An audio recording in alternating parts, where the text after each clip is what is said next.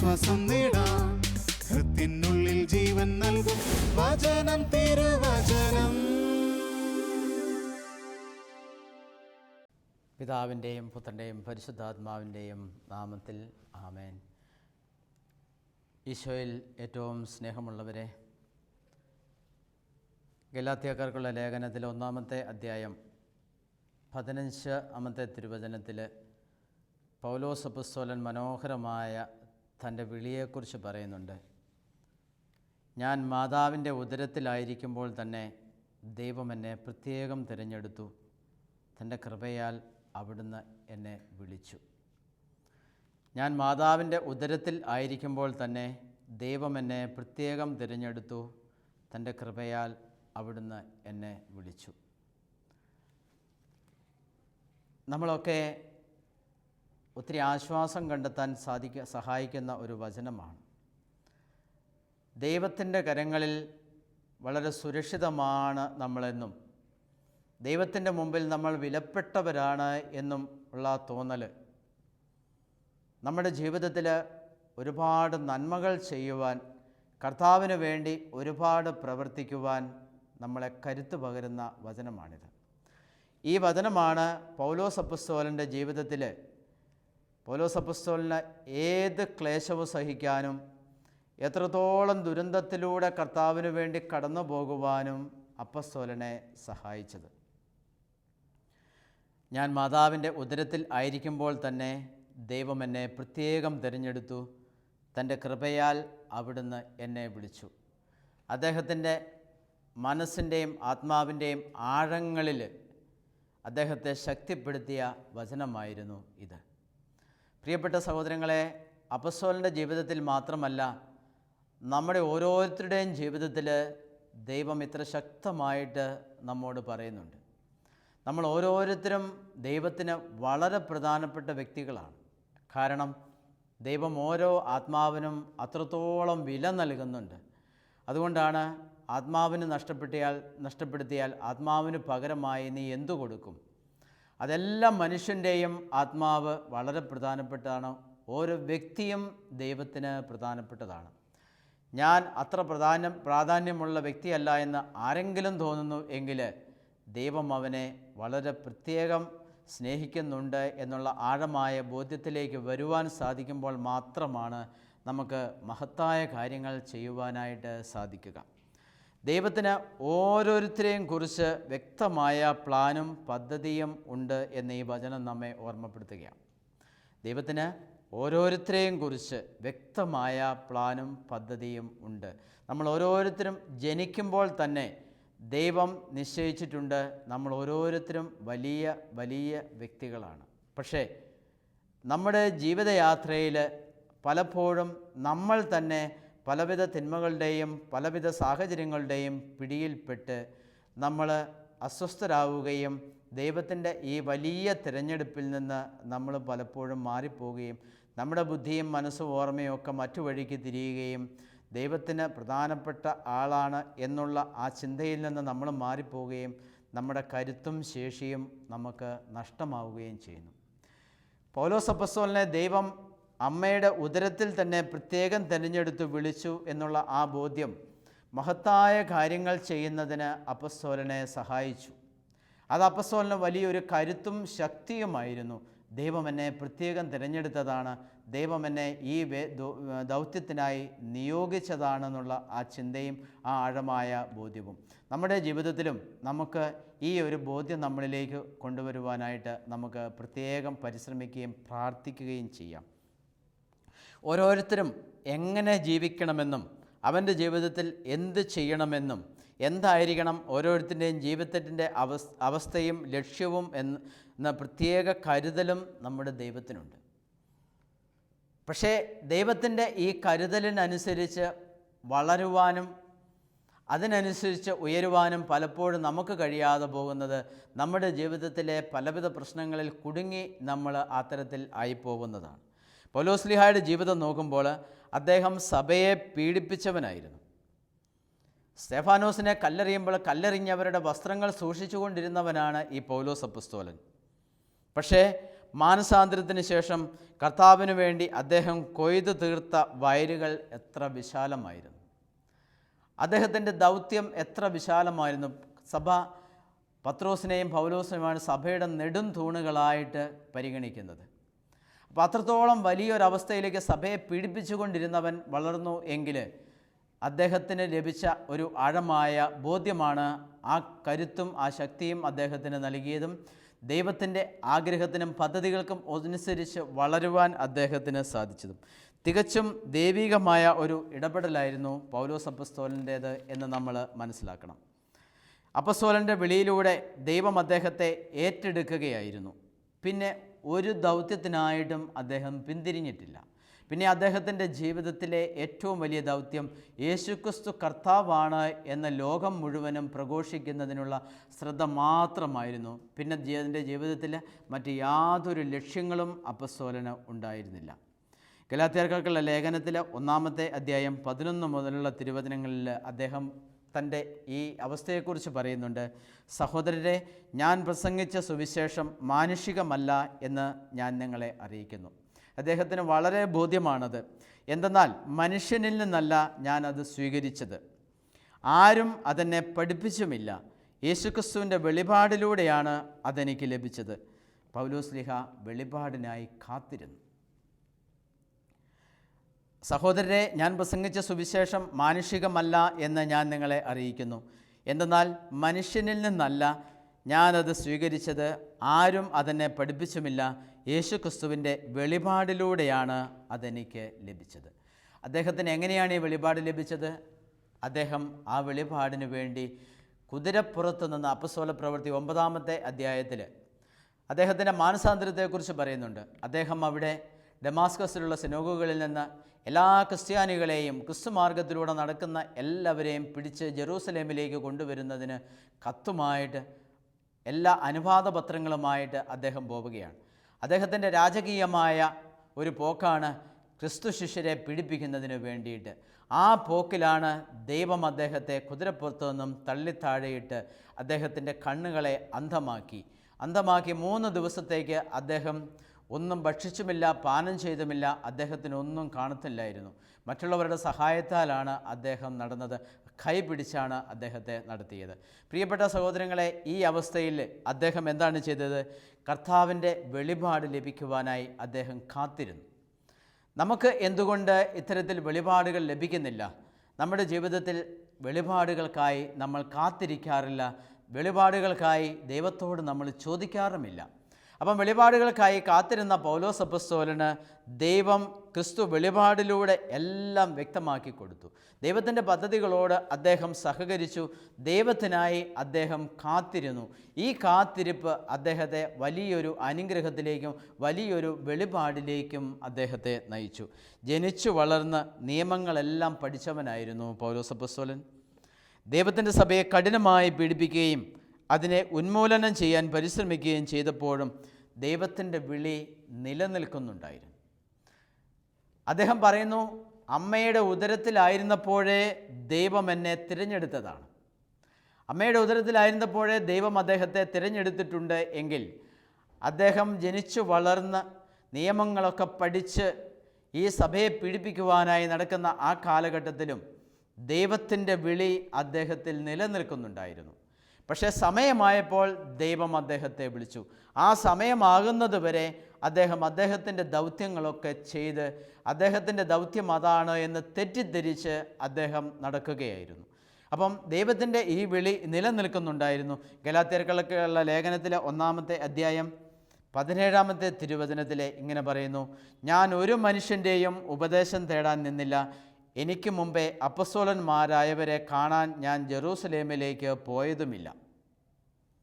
അദ്ദേഹത്തിന് ആരുടെയും അഭിപ്രായത്തിൻ്റെ ആവശ്യം അദ്ദേഹത്തിനില്ലായിരുന്നു. കർത്താവ് വിളിച്ചപ്പോൾ ആരോടും അഭിപ്രായം ചോദിക്കാനും അദ്ദേഹം തുനിഞ്ഞില്ല.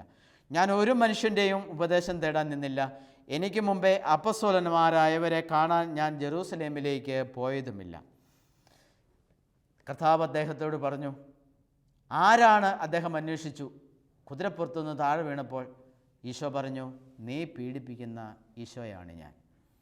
ആ മറുപടി അദ്ദേഹത്തിന് മതിയായതായിരുന്നു. അദ്ദേഹത്തിൻ്റെ എല്ലാ അന്വേഷണങ്ങളും അവിടെ അവസാനിക്കുന്നു. നീ പീഡിപ്പിക്കുന്ന ഈശോയാണ് ഞാൻ. അദ്ദേഹം ആ പീഡിപ്പിക്കൽ മുഴുവനും അവിടെ നിർത്തി. ഈ ഈശോയെ ഞാൻ ഇനി പീഡിപ്പിക്കുന്നില്ല. ഈ ഈശോയെ പീഡിപ്പിക്കാതെ ഞാൻ ഇനി ഈ ഈശോയെ സേവിച്ച് ജീവിക്കും. അതുകൊണ്ട് ഈ ഈശോയ്ക്ക് വേണ്ടിയാണ് ഞാൻ ഇനി ജീവിക്കുക. അതുകൊണ്ടാണ് അദ്ദേഹം ഒരു മനുഷ്യൻ്റെയും ഉപദേശം തേടാൻ നിന്നില്ല. എനിക്ക് മുമ്പേ അപ്പസ്തോലന്മാരായവരെ കാണാൻ ഞാൻ ജെറൂസലേമിലേക്ക് പോയതുമില്ല. അപ്പോൾ കർത്താവ് വിളിച്ചപ്പോൾ ആരോടും ഒരഭിപ്രായവും ചോദിക്കാൻ അദ്ദേഹം തുനിഞ്ഞില്ല. കാരണം എങ്ങനെയുണ്ട് ഈ സുവിശേഷ വേല? പോയാൽ വണ്ടിക്കൂലി കിട്ടുമോ? എങ്ങനെയാണ് കാര്യങ്ങൾ? അദ്ദേഹത്തിനൊന്നും അറിയണ്ടായിരുന്നു. കാരണം കർത്താവ് വിളിച്ചു എന്നുള്ള അദ്ദേഹത്തിൻ്റെ ഉറപ്പ്, കർത്താവിനേക്കാൾ വലിയവരായി ഉപദേശം തേടാൻ ആരുമില്ല. കർത്താവിനേക്കാൾ വലിയവരായി ഉപദേശം തേടാൻ അദ്ദേഹത്തിന് ആരുമുണ്ടായിരുന്നില്ല. അതുകൊണ്ട് വലിയ ബോധ്യത്തോടുകൂടി കർത്താവാണ് വിളിച്ചത്, നീ പീഡിപ്പിക്കുന്ന ഈശോയാണ് ഞാൻ എന്ന കർത്താവിൻ്റെ ആ മറുപടിയിൽ അദ്ദേഹം പരിപൂർണമായിട്ടും വിശ്വസിച്ചു എന്ന് മാത്രമല്ല, കർത്താവിൻ്റെ വാക്ക് അദ്ദേഹം പൂർണ്ണമായും അനുസരിക്കുകയും ചെയ്തു. ഈ അനുസരണത്തിലാണ് അദ്ദേഹം വലിയ കൃപ കണ്ടെത്തിയത്. ഇതാണ് എന്നിട്ട് അപ്പസ്തോലപ്രവൃത്തി 9-ാമത്തെ അധ്യായത്തിൽ അനനിയാസിനോട് കർത്താവ് പറയുന്നുണ്ട്, നീ ഋജുവിധി എന്ന് പറഞ്ഞ സ്ഥലത്ത് ചെന്ന് താർസോസുകാരൻ്റെ വീട്ടിൽ ചെന്നിട്ട് നീ പൗലോസിനെ ഈ സാവൂളിനെ അന്വേഷിക്കുക. അനനിയാസ് കർത്താവിനോട് തടസ്സം പറയാണ്, കർത്താവെ, ഇവിടെയും മറ്റെല്ലാ സ്ഥലങ്ങളിലും കർത്താവിൻ്റെ മാർഗം അന്വേഷിക്കുന്നവരെ നശിപ്പിക്കുവാൻ വേണ്ടി പരിശ്രമിക്കുന്നവനാണ് അവനെ വേണ്ടി പ്രാർത്ഥിക്കുവാനായിട്ട് ഞാൻ പോവുകയോ? അനനിയാസ് തടസ്സം പറയാനായിട്ട് നിൽക്കുകയാണ് കർത്താവിൻ്റെ മുമ്പിൽ. കർത്താവ് അനനിയാസിനോട് പറഞ്ഞു, നീ പോവുക. നീ ഇങ്ങനെയൊക്കെ ആയിരിക്കും പൗലോസ് അപ്പോസ്തലനെ കുറിച്ച് കേട്ടിട്ടുള്ളത്, പക്ഷേ നീ പോവുക. വിജാതീയരുടെയും രാജാക്കന്മാരുടെയും ദേശാധിപതികളുടെയും മുമ്പിൽ എനിക്ക് സാക്ഷ്യം നൽകേണ്ടവനാണ് അവൻ. അത് എനിക്ക് വേണ്ടി എത്രത്തോളം സഹിക്കേണ്ടി വരുമെന്ന് ഞാൻ അവന് കാണിച്ചു കൊടുത്തിട്ടുണ്ട്. അങ്ങനെ അതെല്ലാം ഏറ്റെടുത്ത് അനനിയാസ് പ്രാർത്ഥിക്കുവാൻ പറഞ്ഞ അനനിയാസ് പോലും തടസ്സം പറയുമ്പോൾ കർത്താവ് പറയുന്നു, നീ പോവുക. അതാണ് നിൻ്റെ ഉത്തരവാദിത്വം. ഞാൻ രാജാക്കന്മാരുടെയും ദേശാധിപതികളുടെയും വിജാതീയരുടെയും മുമ്പിൽ എനിക്ക് സാക്ഷ്യം നൽകാൻ ഞാൻ തിരഞ്ഞെടുത്തിരിക്കുന്ന പാത്രമാണ് അവൻ. എത്ര ശക്തമായി പൗലോസ് അപ്പോസ്തലനെ കുറിച്ച് കർത്താവും ധരിച്ചിരിക്കുന്നു. പ്രിയപ്പെട്ട സഹോദരങ്ങളെ, പൗലോസ് അപ്പോസ്തലനോട് നീ പീഡിപ്പിക്കുന്ന ഈശോ ആണ് ഞാൻ എന്ന് പറഞ്ഞ കർത്താവിൻ്റെ ആ മറുപടി ആഴത്തിൽ പൗലോസ് അപ്പോസ്തലനിൽ പതിക്കുകയും അത് കർത്താവ് എത്രത്തോളം തീഷ്ണതയോടെ അവനെടുക്കണമെന്ന് കർത്താവ് ആഗ്രഹിച്ചോ അതേ തീഷ്ണതയിൽ പൗലോസ് അപ്പോസ്തലൻ അത് എടുക്കുകയും പൗലോസ് അപ്പോസ്തലൻ അതിന് മറുപടി നൽകുകയും ചെയ്തു തൻ്റെ ജീവിതത്തിലൂടെ. പ്രിയപ്പെട്ട സഹോദരങ്ങളെ, ഇവിടെയാണ് അപ്പോസ്തലൻ അനുഗ്രഹിക്കപ്പെട്ടത്. അതുകൊണ്ടാണ് കർത്താവിനേക്കാൾ വലിയവരായി ഉപദേശം തേടാൻ ആരെയും അപ്പോസ്തലൻ കണ്ടില്ല. ഞാൻ ഒരു മനുഷ്യൻ്റെയും ഉപദേശം തേടാൻ നിന്നില്ല. എനിക്ക് മുമ്പേ അപ്പോസ്തലന്മാരായവരെ കാണാൻ ഞാൻ ജെറൂസലേമിലേക്ക് പോയതുമില്ല. എനിക്കാരുടെയും ഉപദേശം ആവശ്യമുണ്ടായിരുന്നില്ല. ഈ നിലപാടാണ് പൗലോസ് അപ്പോസ്തലൻ എടുത്തത്. വഴിതെറ്റി നടന്നപ്പോഴും കർത്താവ് തൻ്റെ വിളി കിടപ്പുണ്ടല്ലോ എന്നോർത്തു. പൗലോസ് അപ്പോസ്തലൻ സഭയെ പീഡിപ്പിച്ചപ്പോഴും അപ്പോസ്തലന് കൊടുത്ത ആ വിളി അദ്ദേഹത്തിൻ്റെ പിന്നാമ്പുറത്ത് കിടപ്പുണ്ടായിരുന്നു. ആ പഴയ വിളിയിൽ ദൈവം ഉറച്ചു നിന്നു. ഇവൻ സഭയെ പീഡിപ്പിച്ചതുകൊണ്ട് ദൈവം ഇവനെ തള്ളിയില്ല. തീപിടിച്ച ഉമ്മയുടെ ഉള്ളിൽ കനൽ നിൽക്കുന്നത് പോലെ പൗലോസ് അപ്പോസ്തലൻ്റെ ഉള്ളിൽ അവൻ ചെയ്യുന്ന ഈ പ്രവൃത്തികൾക്കെല്ലാം ഉള്ളിൻ്റെ ഉള്ളിൽ ദൈവത്തിൻ്റെ ഈ വിളി കിടപ്പുണ്ടായിരുന്നു. എന്നാൽ ഇവനെ കൊള്ളുകയില്ല, ഇവൻ എൻ്റെ സഭയെ പീഡിപ്പിക്കുന്നവനാണ്, അതുകൊണ്ട് ഇവനെ തള്ളിക്കളഞ്ഞേക്കാം, ഒഴിവാക്കിയേക്കാം എന്ന് ദൈവം വിചാരിച്ചില്ല. പൗലോസ് അപ്പോസ്തലൻ്റെ കൂടെ കർത്താവുണ്ടായിരുന്നു. അവൻ സഭയെ പീഡിപ്പിക്കുമ്പോഴും അവൻ കുതിരപ്പുറത്ത് നിന്ന് വീഴുമ്പോഴും അനനിയാസിൻ്റെ പ്രാർത്ഥിക്കുവാനായി വരുമ്പോഴും എല്ലാം കർത്താവ് അവൻ്റെ കൂടെ ഉണ്ടായിരുന്നു, അവനെ കാണുന്നുണ്ടായിരുന്നു. മറിച്ച് നീ പീഡിപ്പിക്കുന്ന ഈശോയാണ് ഞാൻ എന്ന് പറഞ്ഞ് കരഞ്ഞ് കർത്താവ് അവനെ വിളിക്കുകയാണ് ചെയ്തത്. സ്നേഹമുള്ള സഹോദരങ്ങളെ, നമ്മുടെയൊക്കെ ജീവിതത്തിലേക്ക് നമുക്ക് തിരിഞ്ഞു നോക്കാം. ദൈവം നമുക്കായി ഒരുക്കിയിട്ടുള്ള, നമ്മളൊക്കെ എങ്ങനെ ജീവിക്കണം എന്ന് ആഗ്രഹിക്കുന്ന ഒരു ദൈവം, ആ ദൈവത്തിൻ്റെ പദ്ധതികളോട് പൗലോസ് അപ്പോസ്തലൻ സഹകരിച്ചതുപോലെ സഹകരിക്കുമ്പോൾ നമ്മുടെയൊക്കെ ജീവിതത്തിൽ അത്ഭുതങ്ങളും അടയാളങ്ങളും സംഭവിക്കുകയും ദൈവത്തിൻ്റെ വലിയ വലിയ ഉപകരണങ്ങളായി നമ്മൾക്ക് ഓരോരുത്തർക്കും തീരുവാനായിട്ട് സാധിക്കും. നമ്മുടെ ഓരോരുത്തരുടെയും ജീവിത സാഹചര്യത്തിൽ ദൈവത്തിന് ഇന്ന് നമ്മുടെ എല്ലാം ജീവിത സാഹചര്യത്തിൽ ദൈവത്തിന് സുവിശേഷ പ്രഘോഷകരെ ആവശ്യമുണ്ട്. എൻ്റെ ജീവിതം കൊണ്ട് ഞാൻ സുവിശേഷം പ്രസംഗിക്കണമെന്ന് ദൈവം ആഗ്രഹിക്കുന്നു. എല്ലാ വ്യക്തികളും അത്തരത്തിൽ സുവിശേഷം പ്രസംഗിക്കണമെന്നാണ് ദൈവം ആഗ്രഹിക്കുന്നത്. ഇത് ലോകം മുഴുവനും ദൈവം കൊടുത്തിട്ടുള്ള ഒരു ദൗത്യമാണ്, തൻ്റെ ഉയർപ്പിൻ്റെ ഒരു ദൗത്യമാണ്. നിങ്ങൾ ലോകമെങ്ങും പോയി എല്ലാ സൃഷ്ടികളോടും സുവിശേഷം പ്രസംഗിക്കും. അപ്പം ദൈവമക്കളുടെ ഗണത്തിൽപ്പെട്ട എല്ലാവരും തങ്ങളുടെ ജീവിതം കൊണ്ട് സുവിശേഷം പ്രഘോഷിക്കണമെന്നത് ദൈവത്തിൻ്റെ ആഗ്രഹവും അഭിലാഷവുമാണ്. അപ്പോൾ അല്ലെങ്കിൽ ഈശോ അപ്പോസ്തലനോട് പറഞ്ഞ പോലെ നമ്മൾ ഈ ദൗത്യം ഏറ്റെടുക്കുന്നില്ല എങ്കിൽ ഈശോയെ പീഡിപ്പിക്കുന്ന വ്യക്തികളായിട്ട് നമ്മൾ തീരും. നീ പീഡിപ്പിക്കുന്ന ഈശോയാണ് ഞാൻ എന്ന് ദൈവം നമ്മോട് പറയുമ്പോൾ അതും നമുക്ക് കേൾക്കാൻ കഴിയാത്ത ഒരു അവസ്ഥയിലേക്ക് നമ്മൾ വരും. അപ്പം കർത്താവ് വളരെ കരഞ്ഞ് നീ പീഡിപ്പിക്കുന്ന ഈശോയാണ് ഞാൻ എന്ന് പറഞ്ഞപ്പോൾ സാവൂൾ ആ കർത്താവിൻ്റെ നിലവിളിയും കർത്താവിൻ്റെ ആഗ്രഹവും അവൻ ശിരസ വഹിക്കുകയായിരുന്നു. ദൈവത്തിൻ്റെ പദ്ധതിയെ തകിടം മറിക്കാനാണ് പലപ്പോഴും തിന്മയുടെ ശക്തി ആഗ്രഹിക്കുക എന്ന് നമ്മൾ ഓർക്കണം. ദൈവത്തിന് നമ്മളെക്കുറിച്ച് ഒരു പദ്ധതിയും പ്ലാനും ഉണ്ട് എങ്കിൽ ദൈവം എന്ത് നമ്മളെക്കുറിച്ച് ആഗ്രഹിക്കുന്നു, ദൈവം നമ്മളെക്കുറിച്ച് ആഗ്രഹിക്കുന്നതിന് നേരെ എതിർ ഘടകമായിട്ട് തിന്മയുടെ ശക്തിയും എപ്പോഴും നമുക്കെതിരെ പ്രവർത്തിച്ചുകൊണ്ടിരിക്കും. ദൈവം ആഗ്രഹിക്കുന്ന വഴികളിലൂടെ കൊണ്ടുപോകാൻ ദൈവം ആഗ്രഹിക്കുമ്പോൾ അതിൽ നിന്ന് വ്യതിചലിപ്പിക്കുവാനാണ് പലപ്പോഴും തിന്മയുടെ ശക്തി നമ്മുടെ മുമ്പിൽ വിവിധങ്ങളായ സാഹചര്യങ്ങളും വിവിധങ്ങളായ അവസരങ്ങളും നമ്മുടെ മുമ്പിൽ കൊണ്ടുവന്ന് തരിക. സുവിശേഷ പ്രഘോഷണത്തിനായിട്ട് ഇറങ്ങിത്തിരിച്ച അനേകരുടെ മുമ്പിൽ സമ്പത്തിൻ്റെയും മറ്റും വലിയ മാർഗങ്ങൾ തുറന്നു കാട്ടി തിന്മയുടെ ശക്തി അവരെ സുവിശേഷ പ്രഘോഷണ മേഖലയിൽ നിന്ന് പിന്തിരിപ്പിക്കുന്നത് പലപ്പോഴും നമ്മൾ കാണുന്നു. വലിയ സുവിശേഷ പ്രഘോഷകരായിരുന്നവർ വലിയ സാമ്പത്തിക സ്രോതസ്സുകളുടെ ഉടമകളായി തീരുന്നതും നമുക്ക് കാണുവാനായിട്ട് സാധിക്കും. അപ്പോൾ ദൈവത്തിൻ്റെ പദ്ധതികളെ തകിടം മറിക്കുന്ന തിന്മയുടെ ശക്തിയെ തിരിച്ചറിയുക, അതിന് ദൈവത്തിൻ്റെ ഒരു കൃപാവരം നമ്മുടെ ജീവിതത്തിൽ ആവശ്യമാണ്. പൗലോസ് അപ്പോസ്തലൻ്റെ ജീവിതത്തിൽ മാത്രമല്ല, നമ്മുടെ ഓരോരുത്തരുടെയും ജീവിതത്തിലും ദൈവത്തിന് വ്യക്തമായ പ്ലാനും പദ്ധതികളും ഉണ്ട് എന്ന് അപ്പോസ്തലൻ്റെ ജീവിതം നമ്മുടെ മുമ്പിൽ തുറന്നു വയ്ക്കുകയാണ്. പുറപ്പാടിൻ്റെ പുസ്തകം 5-ാമത്തെ അധ്യായം 15-ാമത്തെ തിരുവചനം, മോശയെ ദൈവം വിളിച്ചിട്ട് മോശയോട് ദൈവം പറയുന്നുണ്ട്, നീ പോയി ഈജിപ്തിലെ രാജാവായ ഫറവോയോട് ഇസ്രായേൽ മക്കളെ വിട്ടയക്കാൻ പറയുക. മോശയുടെ ദൗത്യം അതായിരുന്നു. മോശ ഈജിപ്തിൽ നിന്ന് ഒളിച്ചോടിയതാണ്. ദൈവം മോശയെ ദൗത്യം ഏൽപ്പിക്കുന്നതിന് മുമ്പ് തന്നെ ഇസ്രായേൽക്കാരെ കാണുന്നതിനായിട്ട് മോശ ഇറങ്ങിത്തിരിച്ചപ്പോൾ അവിടെ ഒരു ഈജിപ്തുകാരൻ ഇസ്രായേൽക്കാരനെ മർദ്ദിക്കുന്നതായി കണ്ടപ്പോൾ ആ ഈജിപ്തുകാരനെ കുഴിച്ചു മൂടി മോശ. പിറ്റേ ദിവസം 2 ഇസ്രായേൽക്കാർ തമ്മിൽ വഴക്ക് കൂടിയപ്പോൾ മോശ അവരോട് പറഞ്ഞു, നിങ്ങൾ സഹോദരങ്ങളാണ്. അപ്പോൾ അവർ പറഞ്ഞു, ഇന്നലെ ഈജിപ്തുകാരനെ കുഴിച്ചു മൂടിയതുപോലെ ഇന്ന് ഞങ്ങളെയും കുഴിച്ചു മൂടാനാണോ നിൻ്റെ പ്ലാൻ? ഇത് പുറത്തായി, ഈജിപ്തുകാരനെ കൊന്നത് പുറത്തായി, സംഭവം പുറത്തായി എന്ന് അറിഞ്ഞ മോശ അവിടെ നിന്ന് ഓടി രക്ഷപ്പെടുകയാണ്.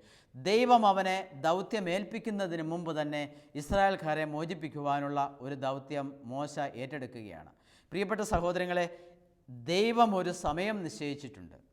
ദൈവം നിശ്ചയിച്ച സമയത്തിന് മുമ്പ് മോശ ആ ദൗത്യത്തിലേക്ക് ഇറങ്ങിയപ്പോൾ മോശ അവിടെ പരാജയപ്പെട്ടു.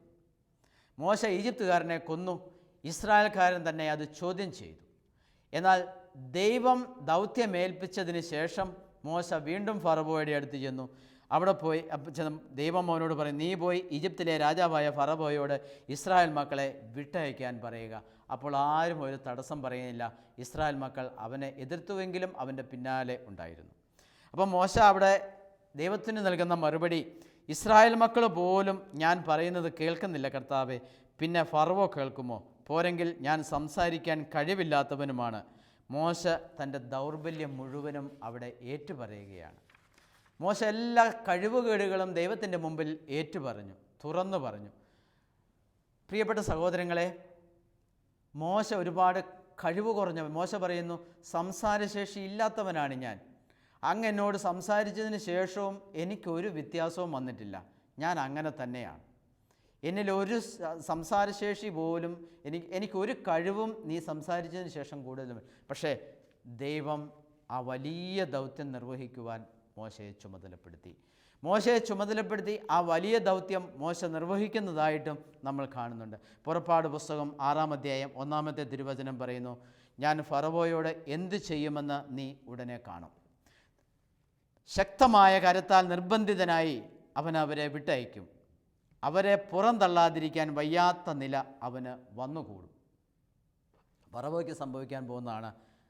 ഞാൻ ഫറവോയോട് എന്ത് ചെയ്യുമെന്ന് നീ ഉടനെ കാണും. ശക്തമായ കരത്താൽ നിർബന്ധിതനായി അവൻ അവരെ വിട്ടയക്കും. അവരെ പുറന്തള്ളാതിരിക്കാൻ വയ്യാത്ത നില അവന് വന്നുകൂടും.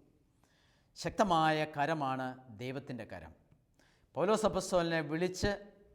അപ്പസ്തോലനെ ശക്തിപ്പെടുത്തി അമ്മയുടെ ഉദരത്തിൽ ഉരുവായിരുന്നപ്പോഴേ നിന്നെ ഞാൻ വിളിച്ചു എന്ന ബോധ്യം പൗലോസ് അപ്പസ്തോലന് നൽകി. ആ ബോധ്യത്താൽ ലോകം മുഴുവൻ സുവിശേഷവൽക്കരിക്കുവാനായിട്ട് പോയ പൗലോസ് അപ്പസ്തോലനെ ദൈവത്തിൻ്റെ ശക്തമായ കരമാണ് അവനെ ഉപയോഗിച്ചത്. അപ്പോൾ അതുപോലെ തന്നെ ദൈവത്തിൻ്റെ ശക്തമായ കരത്താൽ നിർബന്ധിതനായി ഫറവോ വിട്ടയക്കും എന്ന് പറയുന്നു. പുറപ്പാട് 14 അധ്യായം 14-ാമത്തെ തിരുവചനം ഇസ്രായേൽ ജനത്തോട് പറയും, നിങ്ങൾ ശാന്തരായിരുന്നാലും മതി, കർത്താവ് തന്നെ നിങ്ങൾക്ക് വേണ്ടി യുദ്ധം ചെയ്തുകൊള്ളും. നമ്മുടെ ദൗത്യം ഇതാണ്. അവിടുത്തെ ദൗത്യം ശിരസാ വഹിക്കുക, ശാന്തരായിരിക്കുക. യെശയ്യാ പ്രവാചകൻ്റെ പുസ്തകം 40-ാമത്തെ അധ്യായം 31-ാം തിരുവചനത്തിൽ നമ്മളിങ്ങനെ വായിക്കുന്നു, ദൈവത്തിൽ ആശ്രയിക്കുന്നവർ വീണ്ടും ശക്തി പ്രാപിക്കും. അവർ കഴുകന്മാരെ പോലെ ചിറകടിച്ചുയരും. അവർ ഓടിയാലും ക്ഷീണിക്കുകയില്ല, നടന്നാൽ തളരുകയുമില്ല. ഇതാണ് ദൈവത്തിൻ്റെ കൃപാവരത്തിൻ്റെ അത്ഭുതം. ദൈവത്തിൽ ആശ്രയിക്കുന്നവർ വീണ്ടും ശക്തി പ്രാപിക്കും. അവർ കഴുകന്മാരെ പോലെ ചിറകടിച്ചുയരും. അവർ ഓടിയാലും ക്ഷീണിക്കുകയില്ല, നടന്നാൽ തളരുകയുമില്ല. പൗലോസ് അപ്പസ്തോലൻ ഓടിത്തളർന്നില്ല, അവൻ ഒരിക്കലും ക്ഷീണിച്ചില്ല. അവൻ ഒരിക്കലും ദൈവത്തിൻ്റെ സുവിശേഷത്തിന് വേണ്ടി ജീവിക്കുന്നവൻ ഒരിക്കലും തളരുകയുമില്ല, അവൻ അവശനാവുകയുമില്ല. കഴുകനെപ്പോലെ ചിറകടിച്ച് പറന്നുയരും എന്നാണ് പറയുന്നത്. സ്നേഹമുള്ള സഹോദരങ്ങളെ, പൗലോസ് അപ്പസ്തോലന് ലഭിച്ച ആഴമായ ബോധ്യം എനിക്കും തരണമേ എന്ന് പ്രാർത്ഥിക്കാം. യെശയ്യാ പ്രവാചകൻ്റെ പുസ്തകം 49-ാമത്തെ അധ്യായത്തിലും യെശയ്യാ പ്രവാചകനോടും കർത്താവ് പറയുന്നുണ്ട്, ഗർഭത്തിൽ തന്നെ എന്നെ കർത്താവ് വിളിച്ചു. യെശയ്യാ പ്രവാചകൻ്റെ ദൗത്യത്തെക്കുറിച്ചുള്ള അവൻ്റെ ബോധ്യമാണ്, അമ്മയുടെ ഉദരത്തിൽ വെച്ച് തന്നെ അവിടുന്ന് എന്നെ നാമകരണം ചെയ്തു, എൻ്റെ നാവിനെ അവിടുന്ന് മൂർച്ചയുള്ള വാളുപോലെയാക്കി. അതായത് ഗർഭത്തിൽ തന്നെ കർത്താവ് എന്നെ വിളിച്ചു, അമ്മയുടെ ഉദരത്തിൽ വെച്ച് തന്നെ അവിടുന്ന് എന്നെ നാമകരണം ചെയ്തു, എൻ്റെ നാവിനെ അവിടുന്ന് മൂർച്ചയുള്ള വാളുപോലെയാക്കി. അതായത് എന്നെ വിളിച്ചു, എന്നെ പേരും നൽകി. എനിക്ക് എൻ്റെ നാവ് കൊണ്ട് ഞാൻ എന്ത് ചെയ്യണമെന്നും അതിനു വേണ്ടി എൻ്റെ നാവിനെ മൂർച്ചയുള്ളതാക്കി തരികയും ചെയ്തു. ഇത് ദൈവത്തിൻ്റെ ദൗത്യമാണ്, ദൈവത്തിൻ്റെ വേലയാണത്, ദൈവമാണ് അത് ചെയ്തത്. പ്രിയപ്പെട്ട സഹോദരങ്ങളെ, നമുക്ക് യെശയ്യാ പ്രവാചകൻ്റെ പുസ്തകം 55-ാം അധ്യായം 8-ാമത്തെ തിരുവചനം കൂടി നമുക്ക് കേൾക്കാം. എൻ്റെ ചിന്തകൾ നിങ്ങളുടേതുപോലെയല്ല, നിങ്ങളുടെ വഴികൾ എൻ്റേതുപോലെയുമല്ല. ആകാശം ഭൂമിയേക്കാൾ ഉയർന്നു നിൽക്കുന്നു, അതുപോലെ എൻ്റെ വഴികളും ചിന്തകളും നിങ്ങളുടേതിനേക്കാൾ ഉന്നതമത്രേ. എൻ്റെ ചിന്തകൾ നിങ്ങളുടേതുപോലെയല്ല, നിങ്ങളുടെ വഴികൾ എൻ്റേതുപോലെയുമല്ല. ആകാശം ഭൂമിയേക്കാൾ ഉയർന്നു നിൽക്കുന്നത് പോലെ എൻ്റെ വഴികളും ചിന്തകളും നിങ്ങളുടേതിനേക്കാൾ ഉന്നതമത്രേ. നമ്മുടെ ചിന്തകളേക്കാൾ ഉന്നതമാണ്, നമ്മുടെ വഴികളേക്കാൾ ഉന്നതമാണ്, നമ്മുടെ എല്ലാ കാര്യത്തേക്കാൾ ഉന്നതമാണ് ദൈവത്തിൻ്റെ എല്ലാ പദ്ധതിയും പ്ലാനും എന്ന് കർത്താവ് നമ്മോട് പറയുന്നു. ഈ ഉന്നതമായ പ്ലാൻ, ഉന്നതമായ പദ്ധതി, ഉന്നതമായ ചിന്ത, ഉന്നതമായ വഴികൾ, ഇതിൻ്റെ മുമ്പിൽ കൂപ്പുകരങ്ങളോടെ നിൽക്കാൻ എന്നെ പഠിപ്പിക്കണമേ എന്ന് നമുക്ക് പ്രാർത്ഥിക്കാം. സ്നേഹമുള്ള തമ്പുരാനെ, അങ്ങയുടെ പരിശുദ്ധമായ കരങ്ങളിലേക്ക് ഞങ്ങളെ തന്നെ സമർപ്പിക്കുന്നു. അങ്ങയുടെ വലിയ മഹത്വത്തിൻ്റെ മുമ്പിൽ കൂപ്പുകരങ്ങളോടെ എന്നും നിൽക്കാനും അങ്ങയുടെ വചനത്തെ ശിരസാ വഹിക്കുവാനും ഞങ്ങളെ അനുഗ്രഹിക്കണമേ. പരിശുദ്ധ അമ്മേ മാതാവേ, തിരുക്കുമാരൻ്റെ തിരുവിഷ്ടത്തിന് അനുസരിച്ച് ഞങ്ങളെ തന്നെ വിട്ടുകൊടുക്കുവാനുള്ള വലിയൊരു കൃപാവരം ഞങ്ങളിലേക്ക് അമ്മ തരണമേ എന്ന് പ്രാർത്ഥിക്കുന്നു. നിത്യം പിതാവും പുത്രനും പരിശുദ്ധാത്മാവുമായ സർവേശ്വര എന്നേക്കും ആമേൻ.